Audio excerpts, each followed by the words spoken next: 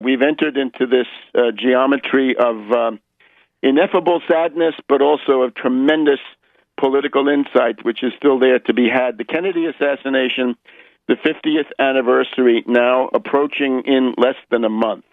And I couldn't think of a better way to begin our examination of these questions than to invite Professor Joan Mellen, who teaches English at Temple University in Philadelphia. She is the author of what I consider to be the best single book on the subject, which is called A Farewell to Justice, Jim Garrison, JFK's Assassination, and the Case That Should Have Changed History. And I believe there's a recent second edition.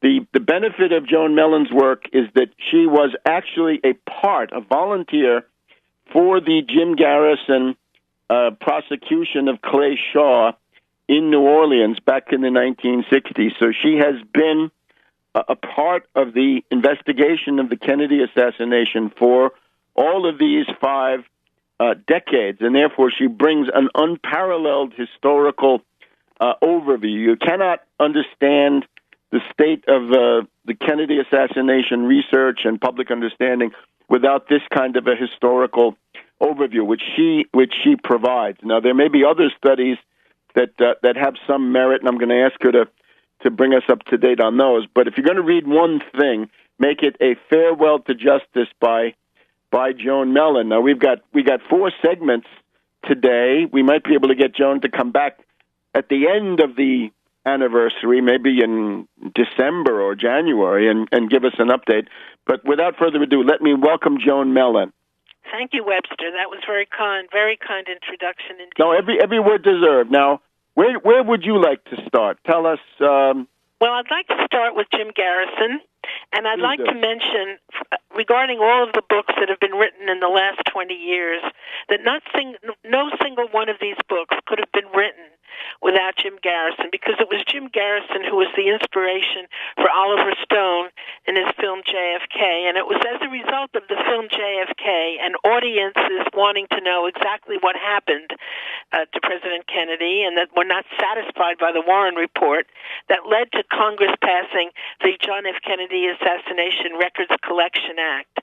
And what this did was to have CIA, FBI, Office of Naval Intelligence, any number of intelligence services release what has come to be more than 5 million documents to the National Archives.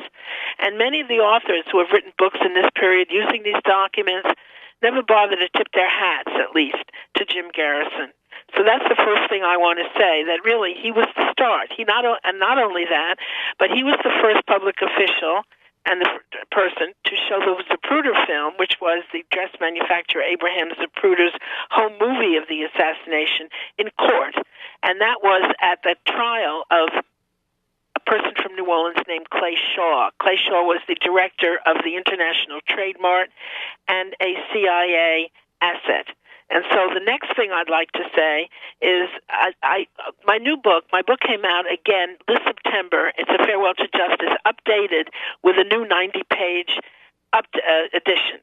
And the best document that I found it after the original edition of A Farewell to Justice was published, was a document issuing from the CIA's History Review Group. And this had to do with Clay Shaw, Garrison's suspect. And what it said was, in no uncertain terms, that Shaw was a highly paid CIA contract source. So all the people that have denied all these years that Shaw worked for CIA have been proven wrong. And I think one of the things we need to know is that the CIA's History Review Group did internal histories of CIA, not for the benefit of the public, not to be shown, but for internal use. So there was absolutely no reason for them to lie in this report. So I start the discussion and the update with this document. Now, just in passing, though, Oliver Stone, I found, has somewhat retreated from what he did in the JFK film. The JFK film, I think, has won him eternal fame and gratitude. But when we go to that more recent book, the Untold History of the United States with Kuznick, it's the entire conspiracy simply disappeared. All we know about Kennedy is that he had powerful enemies, and that's it. So a step backwards, I'm afraid, by him. But I have to say, in defense of Oliver Stone, that at the WEC conference last week in Pittsburgh, Cyril Wecht, who runs a forensic science institute at Duquesne University, held a huge conference, 3 days, all sorts of people, including Mark Lane, who first began the challenge to the Warren Commission. And Oliver Stone was there, and I was very pleased. I was there, and I spoke, but I was very pleased that Oliver Stone reiterated his support of Jim Garrison. And that was so important because all those people, one after another, even Mark Lane, I have to say, who had gone to New Orleans and helped Jim Garrison, and nobody said the name Jim Garrison in the whole 3 days. And they had all sorts of people that were speaking, some kooks, some good, some respectable with scholarly credentials, others, I think, somewhat off the rails and with outlandish claims. Nobody said the word Jim Garrison. So I have to say that Oliver Stone stood by his subject, and again, I think there was just as much hostility toward the Jim Garrison as there had been 25 years ago. And okay, now you mentioned this Cyril Wecht conference. Could you give us a kind of a summary of what came out of that, the general state of research and... Well, what came out of it? Well, first of all, there was some very good talk, such as by Josiah Thompson, who wrote a book called 6 Seconds in Dallas, discussing the relationship between the acoustic evidence that has been found and the Zapruder film, and matching those, and really looking back over that evidence. There was also an interview with one of the doctors that I interviewed for A Farewell to Justice, named Robert McClelland, who had been at Parkland Hospital tending to President Kennedy, standing behind his head. And Dr. McClelland, both to me in 2005 and now, absolutely stands by that the back of President Kennedy's head was completely blown out, which indicates, of course, that he was shot from the front, and therefore not by Oswald and not from the Texas School Book Depository. So that, even though I knew it and all, it was good to hear Dr. McClelland saying those things again. And when Dr. McClelland went to the National Archives and looked at the x-rays and the autopsy photographs that are stored there, he found that the body had been altered, the head had been fixed up, the scalp, a piece of scalp had been pushed over the wound so that you couldn't see exactly what happened. You see definite government interference with covering up what happened to President Kennedy. So that was good. Mark Lane spoke, and that was always good because he's a historical figure in this story. And then there were people that I thought less of, let's put it that way.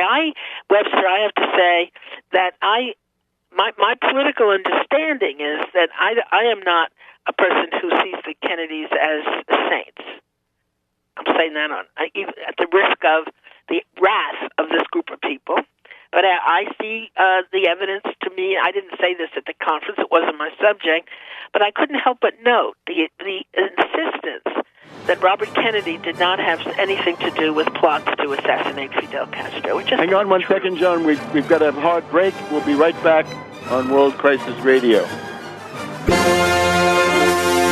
Welcome back to World Crisis Radio. Webster Talker here in Washington, D.C. We're talking with Joan Mellen, the author of what I regard as the premier study of the Kennedy assassination. Comes in the form of a biography of New Orleans District Attorney Jim Garrison, the only person to bring criminal charges and a trial against anybody in the Kennedy assassination, and, of course, a victim of the CIA discrediting committee or character assassination committee or whatever it is. Joan, just in terms of our listeners who may be fascinated by the Cyril Wecht conference, if they want to find that on the Internet, do you remember the title of this conference or some other way to track it? The title of the conference was Passing the Torch. Passing the Torch.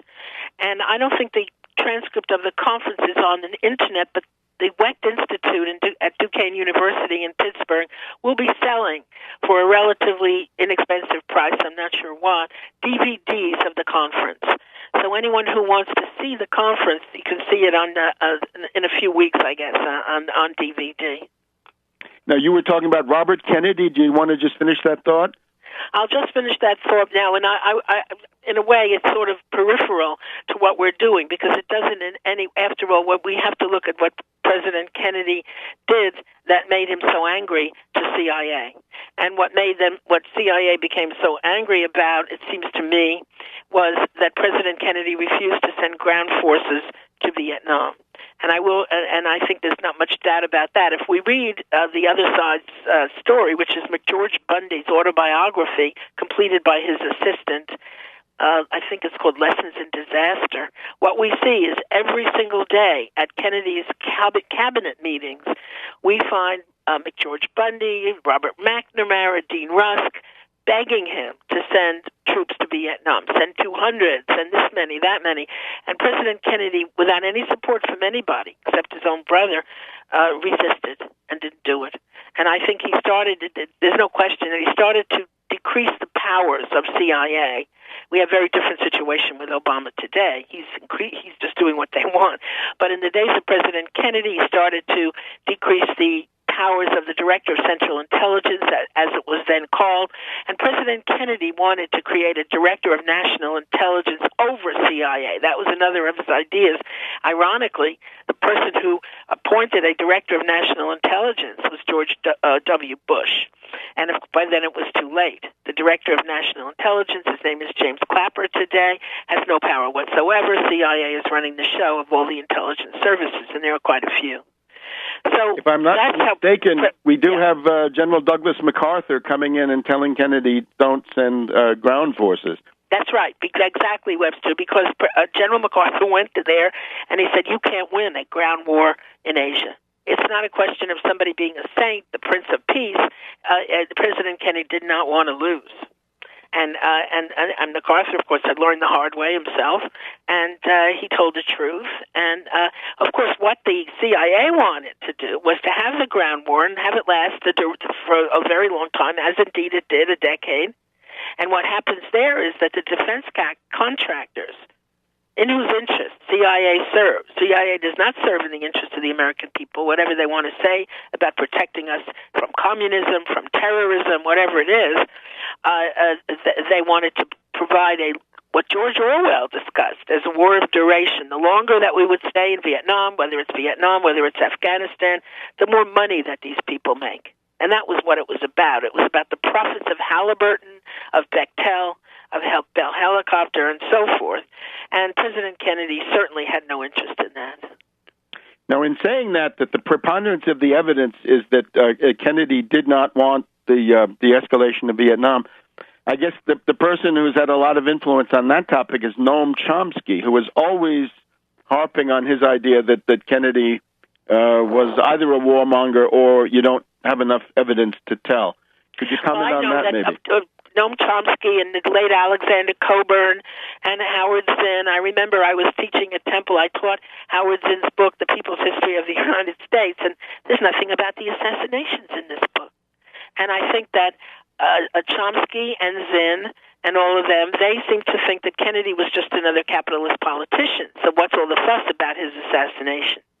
But it really isn't true. We have people like Arthur Kroc, the New York Times columnist, a month before the assassination, talking about how the CIA was a malignancy on the body politic of the United States. This was a real warfare within the United States government, and President Kennedy was on one side and CIA was on the other, and there's no question about that. Kennedy was not exactly like all the other politicians, and furthermore, we should be concerned if a president, no matter who it is shot down in the streets of the United States like this. Absolutely. Because what we need to protect, not so much the individual, of course we do, but also our society, our democracy, what this country means. Because with the death of President Kennedy, we also have the death of many of our civil liberties. These seem to come together. And foreign wars, wars of preemptive wars, permanent war. Certainly Kennedy wasn't in favor of that. I don't think so. He had no need. He was a rich man's son. And fortifying the corporations wasn't in his mind. I don't think so. Now let's try to dig into your book as much as we can in our limited time. And of course, people should obviously go and buy it. A Farewell to Justice by Joan Mellen. I want to talk about one aspect of my book. Two things. In the update, you will find the discussion of the debriefing of Lee Harvey Oswald. And I didn't have that in the original book because I didn't have that research. But subsequently, I did discover that before the Church Committee, James Angleton, who was the head of the counterintelligence of CIA, no, we didn't debrief him. No, that would have been the military anyway. And what I found out was not that at all, but in fact, Oswald was debriefed by CIA in June of 1962 by the Soviet Russia division it's a big component of the clandestine services. And that I think is really worth the price. And the other that I want to talk about, which is part of the original part of A Farewell to Justice and also the update, is the heart of the Garrison investigation are the travels of Oswald with two CIA people. That's Clay Shaw, about whom we just talked a moment ago, and David Ferry, who was a contract pilot with the agency, flew missions over Cuba. And these three people travel from New Orleans up north of Baton Rouge, and obviously it's all on assignment by CIA. And what they do is they're trying to get Oswald a job at the hospital in Jackson. In Jackson, Louisiana, it's north of Baton Rouge. It's what used to be called an insane asylum. It's a mental hospital, and they bring Oswald to the hospital. Now, I don't know what the CIA had in mind with that, because certainly Shaw, who was a socialite, I want to mention, who hung around with the upper class, very educated person, a playwright, certainly would not choose for his company someone like Oswald, who really was sort of this nondescript individual with no provenance, with not much education. He was just not a likely companion for Shaw, unless Shaw was on assignment.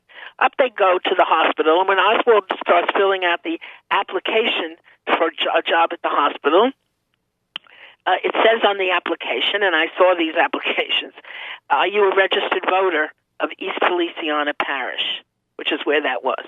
Now, Oswald obviously was living in New Orleans. He was no registered voter. So then Oswald had to go register to vote in order to get a job at the hospital. He went back to Clinton, which is an adjacent city, a little town there, and he gets online. Now, it turns out that the day that Oswald goes to register to vote, there's a voter registration drive by the Congress of Racial Equality, CORE. And so the streets are filled with people, blacks, whites, people looking at each other. And there's Oswald sticking out like a sore thumb, one of two white men on a line of black people trying to overcome the restrictions against their voting. They didn't have their franchise. And there's Oswald. So we have all these witnesses. We have white people, black people, and they didn't speak to each other. So there was no way, as Shaw's attorney said, that they could have created a conspiracy. Because these people, one of them said, Verla Bell, she was one of the officers of court, she said to me about somebody, was he white? If he was white, she didn't speak to him, because that wasn't, you cross the street. Whites and blacks did not walk on the same side of the street. So we have all these witnesses, and they came to the trial of Clay Shaw, and they all testified to the same thing, that they saw Oswald up there with Shaw and Ferry. And Hang on 1 second. I'm sorry, we had another one of the breaks. This is now our 5-minute news break, and we'll be back with Joan Mellen. Welcome back to World Crisis Radio. It's our program of the 25th of October. Another reminder, you can see me on C-SPAN 3 with my lecture on the Russian fleets of 1863. C-SPAN 3, Saturday 6 p.m., Saturday 10 p.m., and Sunday at 11 a.m. We're talking with Joan Mellen, the author of the premier study of the Kennedy assassination, A Farewell to Justice. Joan, have you finished that point about the trip to the insane asylum in Louisiana? I wanted just to say something more about that. When Jim Garrison got the witnesses who were up there in Clinton and who saw Oswald, Ferry, and Shaw together, and they appeared at the trial. But the problem that the jury had was that the motive was unclear. Garrison had not been able to prove, Ferry was dead by now, so he was no longer a defendant. But how could you prove that Shaw was working for CIA? And if he wasn't working for CIA, he didn't seem to have a motive for being anything against President Kennedy. And so it was actually Clay Shaw's own lawyer, Irvin Diamond, who asked Shaw, have you ever worked for CIA? And Shaw denied it. I never have. And Garrison did not have the document that I referred to earlier in which CIA writes that Shaw was a, quote, highly paid contract source. So if he had it, Garrison could have charged Shaw with perjury right then and there. Precisely, and I think that that does emerge from the movie, that connection. But now let me propose how we proceed now in the 20 or 22 minutes that we have left. First of all, your thesis, as I take it, is that the CIA Operations Directorate, more or less, is responsible for the Kennedy assassination.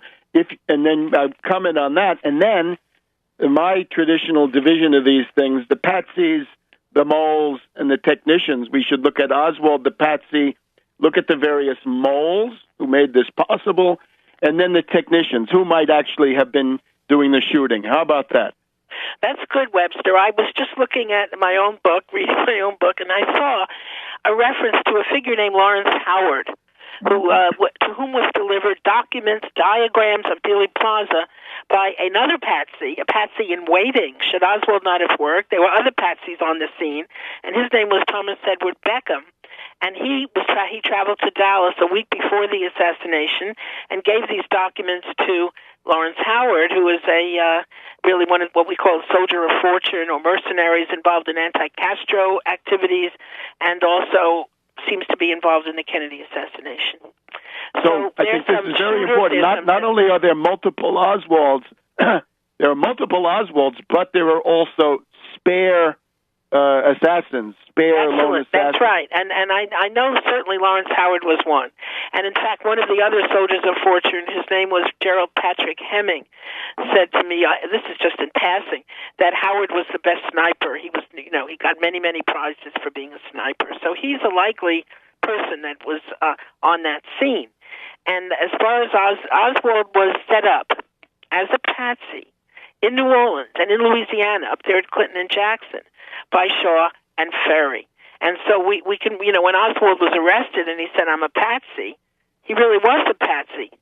And when Thomas Edward Beckham, I went to Louisville to interview him, and he told me about how he was set up also in the event that he was needed. He was terrified. And only later, and this is only in the update, not in the original version of the book, I find out from a friend, a person who had represented Beckham, whose name was Judge Charles McKnight, now retired from the Alabama bench, that Beckham had told him that he, in fact, this is something he held back from me, that in fact he was in Dealey Plaza on November 22nd, 1963. He was there, and he had seen Oswald on that trip.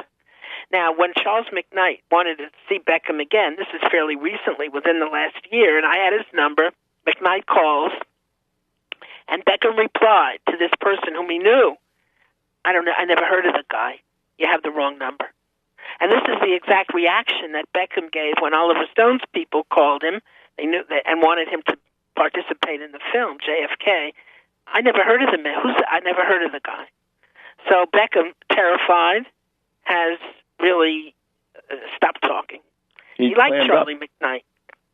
McKnight won after McKnight had represented him when McKnight was a lawyer in some fraud case involving a country and western show. And they got to be friendly, and then Beckham disappeared, and McKnight asked the FBI, the local FBI, to track him down, and the FBI came back and said he doesn't exist. A week later, Beckham sent McKnight a gift of a chess set. So this is what's going on here. He's terrified. Anybody who's survived after having been involved in any way in the Kennedy assassination is in danger for the rest of their lives. I don't believe now in June we have 1 million documents released in June, and among these, Oswald's mother repeating that her son was a U.S. agent, a CIA agent. How about the status of Oswald as a multiple agency U.S. spy? Oh, good question, Webster. What I found in Oswald in New Orleans alone, and Oswald was in New Orleans from April to September of 1963, that Oswald was a low-level CIA. He was also an FBI, and in fact, I talked to his handler. I have to tell this story if I can. His handler was named Warren DeBruys, and I had found from another Cuban named Carlos Brinier, who got into a scuffle in the street on Canal Street with Oswald, that DeBruys had been at Carlos Brinier's store. He had a clothing store a few days before, and he said, I can infiltrate you anytime. Very arrogant in his younger days, brilliant man. And then 2 or 3 days later, Oswald appears at the door. And when Oswald was arrested on Canal Street Oh, by the way, so I asked Mr. DeBruys, I said, didn't you send Oswald to Carlos Bringier's store? And DeBruys, who when I interviewed him was around the year 2000 or so, he had already been deposed by all kinds of government bodies in Washington. He always told the same story. So what DeBruys said to me in answer to that question, did you send Oswald, was, that's far-fetched. I thought that was very amusing because he didn't lie to me directly. He didn't deny it. He just, obviously could not go back against all his earlier testimony. And when the book came out originally, I called Mr. DeBruys just before publication, and I said, or before it went to press, do you have anything more to say to me? And Mr. DeBruys said, a person wouldn't be very intelligent if after all these years he didn't change his mind. Now, that's not evidence, but it's certainly something. He did that as a wink to me, I think. So there's Oswald then. He's part of CIA. He's part of FBI. And I also found, I was the first one to report this, if I may say that. He also worked with U.S. Customs. And the customs officers, one of them from the INS, at that time was called Immigration and Naturalization Service, told the Church Committee, which had deposed people in 1975 or so, Wendell Roche was his name, and he said, I've been waiting 12 years for someone to come and talk to me about this. So he knew Oswald well. And another person who knew Oswald's connection with customs was a bar owner named Orestes Pena, who ran a bar called the Cabana Cuban, I can't remember the name, but right there.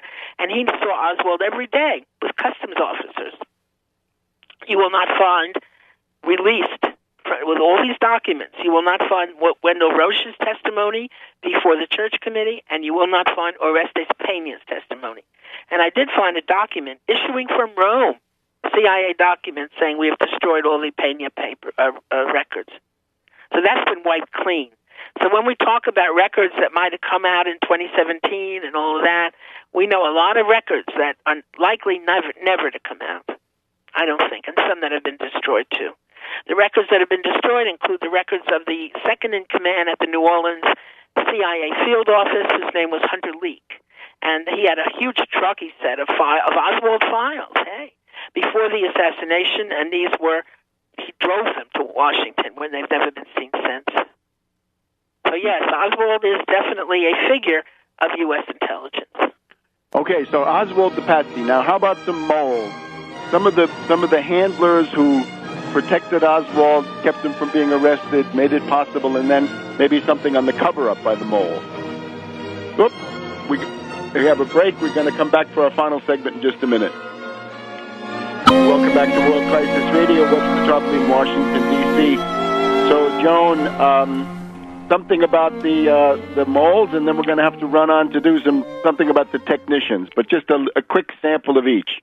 Okay, a quick sample of the moles would be the 9 people who were from all kinds of areas of life, mostly intelligence, who infiltrated Jim Garrison's office, destroyed his records, undermined him in every way they could, undermined witnesses in an attempt to prevent him from having a credible trial against Clay Shawn. What Garrison used the image of from Ernest Hemingway of the old man in the sea. By the time the old man gets the fish back, we just have a skeleton and all the flesh has been eaten off. And that's really what happened. His witnesses were destroyed, they were killed, they were beaten up, they ran away, every which thing happened. Regarding the technicians, I'm not sure. What Jim Garrison always thought, Webster, was we have to focus not on who actually did the shooting, because, I mean, every day, now that the 50th anniversary is here, everybody trying to get some publicity for themselves decides to come up with some name. And these names have been bandied about for 50 years, but no matter, people keep presenting themselves as discovering something new. They're discovering the Warren Report. They did anything to discover something new to get their name in the paper. So we have to be very skeptical, really, about that. Garrison always said we have to learn who plotted this crime. Who is behind it?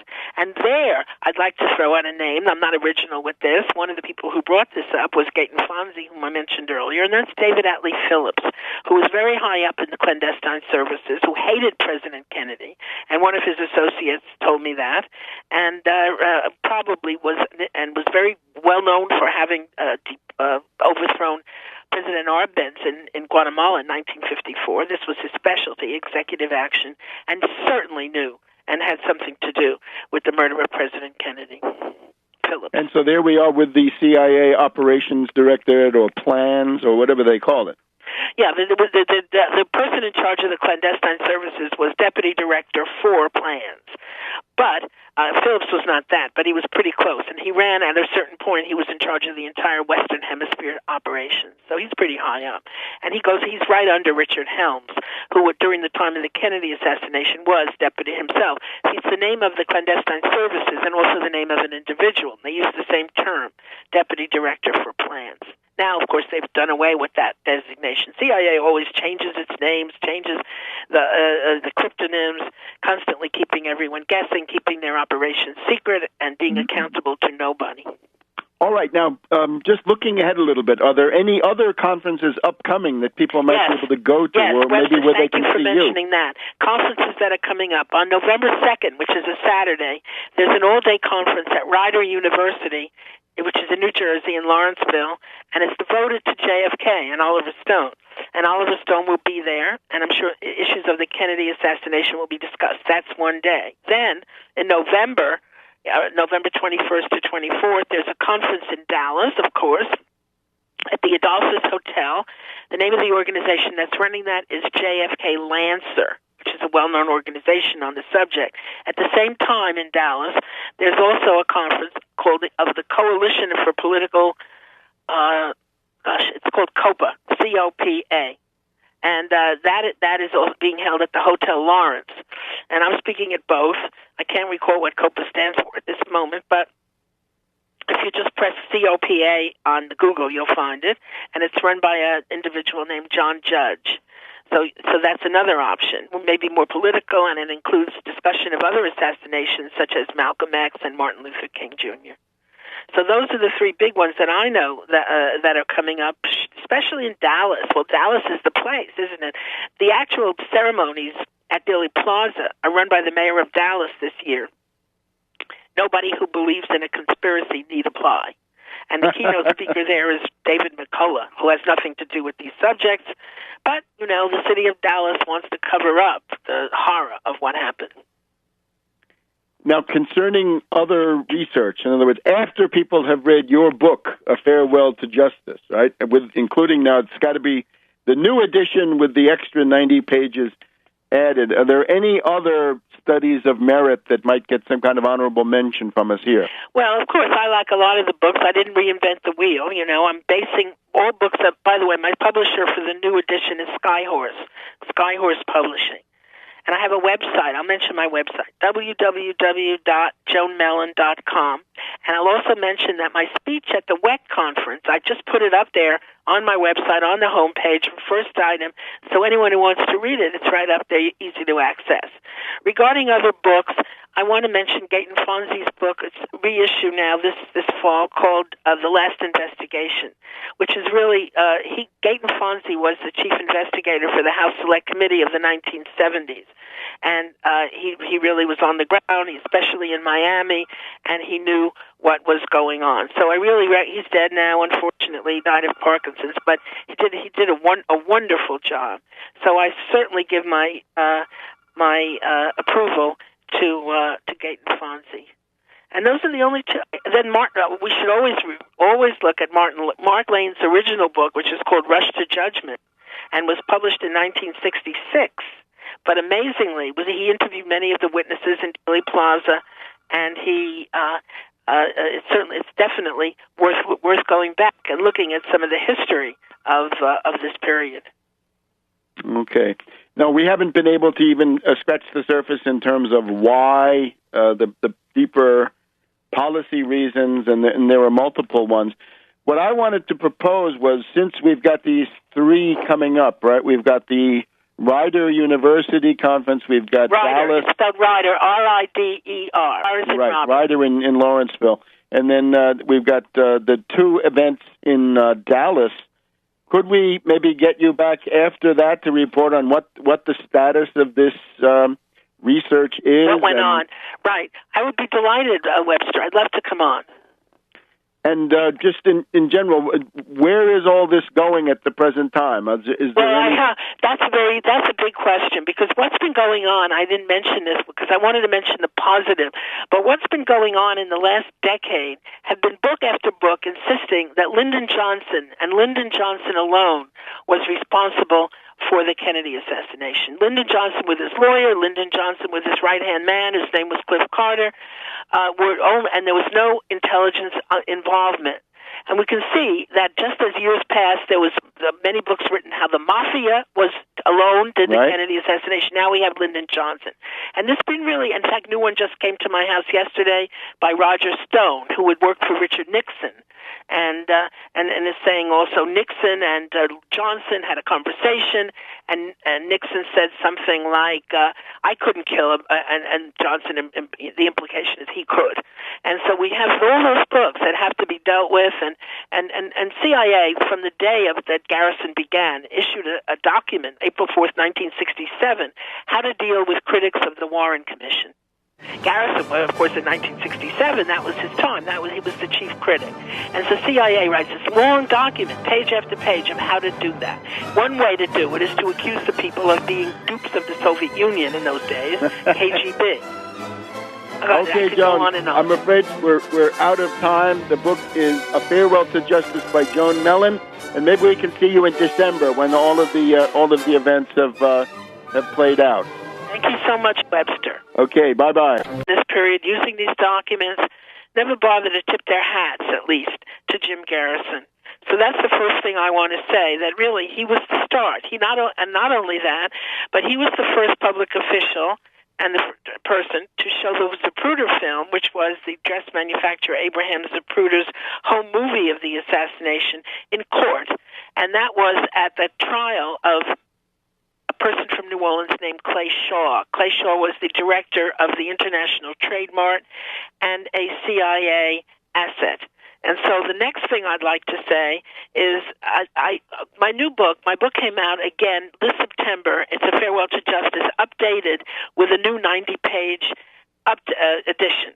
And the best document that I found, and I found it after the original edition of A Farewell to Justice was published, was a document issuing from the CIA's History Review Group.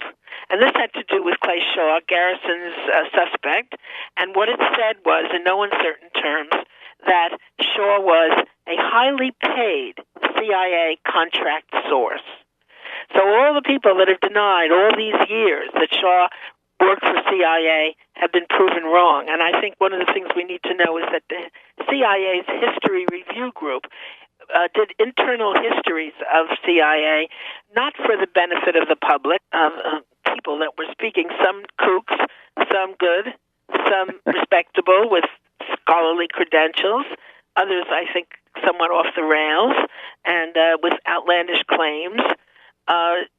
Nobody said the word Jim Garrison. So I have to say that Oliver Stone stood by his subject, and again, I think there was just as much hostility toward the Jim Garrison as there had been 25 years ago. And okay, now you mentioned this Cyril Weck conference. Could you give us a kind of a summary of what came out of that, the general state of research and... Well, what came out of it? Well, first of all, there was some very good talk, such as by Josiah Thompson, who wrote a book called 6 Seconds in Dallas, discussing the relationship between the acoustic evidence that has been found and the Zapruder film, and matching those, and really looking back over that evidence. There was also an interview with one of the doctors that I interviewed for A Farewell to Justice, named Robert McClelland, who had been at Parkland Hospital tending to President Kennedy, standing behind his head. And Dr. McClelland, both to me in 2005 and now, absolutely stands by that the back of President Kennedy's head was completely blown out, which indicates, of course, that he was shot from the front, and therefore not by Oswald and not from the... Which she provides. Now, there may be other studies that have some merit, and I'm going to ask her to bring us up to date on those. But if you're going to read one thing, make it A Farewell to Justice by Joan Mellen. Now we got 4 segments today. We might be able to get Joan to come back at the end of the anniversary, maybe in December or January, and give us an update. But without further ado, let me welcome Joan Mellen. Thank you, Webster. That was very kind introduction indeed. No, every word deserved. Now, where would you like to start? Tell us. Well, I'd like to start with Jim Garrison, and I'd like to mention, regarding all of the books that have been written in the last 20 years, that no single one of these books could have been written without Jim Garrison, because it was Jim Garrison who was the inspiration for Oliver Stone in his film JFK, and it was as a result of the film JFK and audiences wanting to know exactly what happened to President Kennedy, and that were not satisfied by the Warren Report, that led to Congress passing the John F. Kennedy Assassination Records Collection Act. And what this did was to have CIA, FBI, Office of Naval Intelligence, any number of intelligence services release what has come to be more than 5 million documents to the National Archives. And many of the authors who have written books, and not to be shown, but for internal use. So there was absolutely no reason for them to lie in this report. So I start the discussion and the update with this document. Now, just in passing, though, Oliver Stone, I found, has somewhat retreated from what he did in the JFK film. The JFK film, I think, has won him eternal fame and gratitude. But when we go to that more recent book, The Untold History of the United States with Kuznick, it's the entire conspiracy simply disappeared. All we know about Kennedy is that he had powerful enemies, and that's it. So a step backwards, I'm afraid, by him. But I have to say, in defense of Oliver Stone, that at the WEC conference last week in Pittsburgh, Cyril Wecht, who runs a forensic science institute at Duquesne University, held a huge conference, 3 days, all sorts of people, including Mark Lane, who first began the challenge to the Warren Commission. And Oliver Stone was there. And I was very pleased. I was there and I spoke, but I was very pleased that Oliver Stone reiterated his support of Jim Garrison. And that was so important because all those people, one after another, even Mark Lane, I have to say, who had gone to New Orleans and helped Jim Garrison, and nobody said the name Jim Garrison in the whole 3 days. And they had all sorts of... We've entered into this geometry of ineffable sadness, but also of tremendous political insight, which is still there to be had. The Kennedy assassination, the 50th anniversary, now approaching in less than a month. And I couldn't think of a better way to begin our examination of these questions than to invite Professor Joan Mellen, who teaches English at Temple University in Philadelphia. She is the author of what I consider to be the best single book on the subject, which is called A Farewell to Justice, Jim Garrison, JFK's Assassination, and the Case That Should Have Changed History. And I believe there's a recent second edition. The benefit of Joan Mellen's work is that she was actually a volunteer for the Jim Garrison prosecution of Clay Shaw in New Orleans back in the 1960s. So she has been a part of the investigation of the Kennedy assassination for all of these 5 decades, and therefore she brings an unparalleled historical overview. You cannot understand the state of the Kennedy assassination research and public understanding without this kind of a historical overview, which